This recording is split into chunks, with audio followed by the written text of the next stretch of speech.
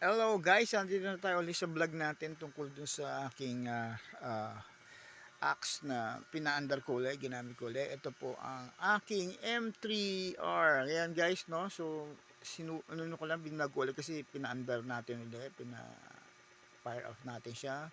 Ngayon, parinig ko lang sa inyo ang tunog ng classic MTR na ito yung module ng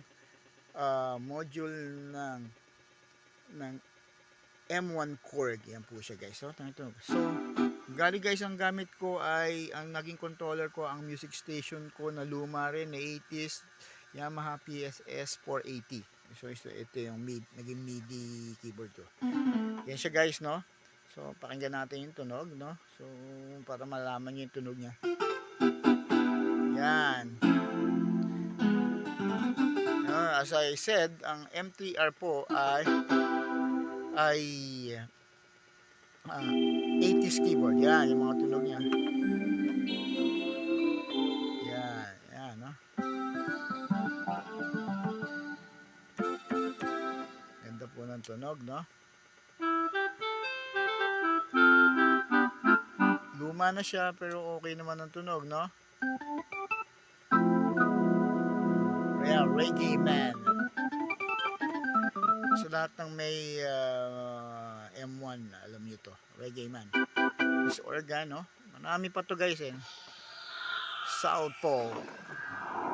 Yun, ganda talaga, no? Nung araw, ito yung ginagamit ko na, kumbaga, pandaya ko guys. Bali, nahilig ako sa module, kaya gaya ng sabi ko, kasi nga wala akong pambili ng talagang keyboard, napakamahal po. Estudyante po ako that time. Kaya pag may racket, may gig, nakaipon, binibili ko module lang guys. Mga module lang ginagamit ko. Kasi ang gamit kong keyboard nung araw is yung entry level na Casio na may MIDI. So, kinakabit ko lang dun yung mga module ko. Ito, M3R, NS5R, yan. Okay, yan, dalawa yan na aking module. Dalawa lang naman na aking module na pang gig noon. So, nadagdagan lang ako ng isang module na Roland. Pero yung module ko more on chord. Yan.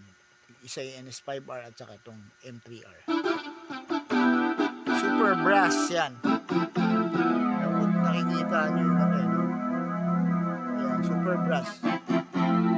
So guys, makunat talaga yung mga lumang gamit.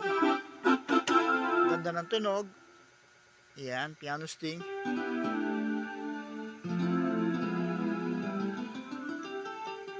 Napansin ko lang guys, no, yung mga lumang mga gamit, no, as I've said, lagi kong sinasabi, iba talaga yung tunog, mas pat yung tunog, like yung Korg X5D, NS5, kahit yung mga modules na napakaganda.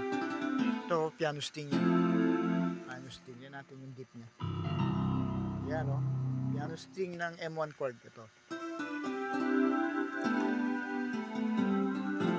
Yan guys. Oops, ayan, ayan. Piano swing, Data Heaven. Okay.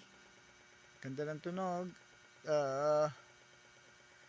Itong Bell Boys.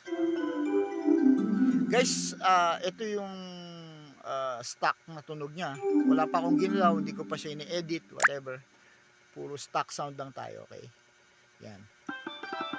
Yan guys. So, yan. Gusto ko lang pakita sa inyo na naging successful yung ating